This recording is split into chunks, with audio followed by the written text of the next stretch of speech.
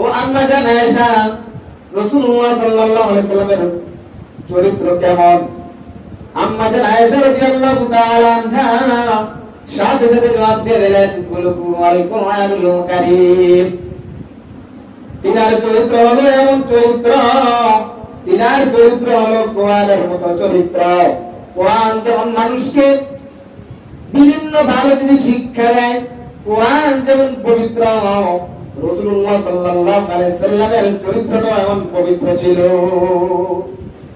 সুতরাং দুনিয়ার মানুষ যদি শত চেষ্টা করে, দুনিয়ার মানুষ যদি আজ থেকে কিয়ামত পর্যন্ত চেষ্টা করে রাসূলের চরিত্রের মধ্যে দাগ লাগানোর জন্য, কোনই রাসূলের চরিত্রের মধ্যে দাগ লাগানো সম্ভব হবে না, ঠিক কিনা?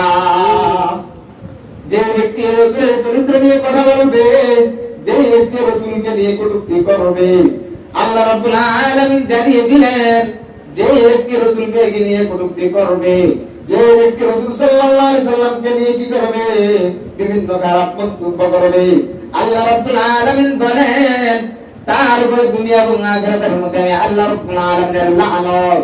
আর আয়াতের মধ্যে সূরা আদমের শেষে আল্লাহ রাব্বুল আলামিন বলতেছেন, মালউনিন আইনামা ফুকিবু কিবু ওয়া কুতিলু তাকতিলা।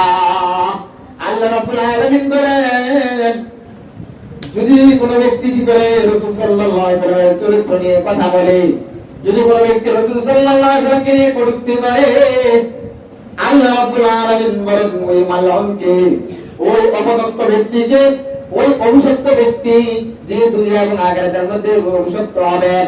আর ওই অভিশপ্ত ব্যক্তিকে যেখানে পাওয়া যাবে, যেখানে থেকে পাওয়া যাবে, তাকে সেখানেই লাঞ্ছনা পাবে, কতল করা হবে। আল্লাহ রাব্বুল আলামিন বলেন, উখিযু তাকে ধরো, ওয়া কুতিলু তাকতিলা, তাকে কি করো, একেবারে লাঞ্ছনা করে কি করো, তাকে দুনিয়া থেকে বিদায় নিয়ে দাও। রাসূলুল্লাহ সাল্লাল্লাহু আলাইহি ওয়াসাল্লাম বলেন, মান সাব্বা নাবিয়্যান ফাকতুলুহু।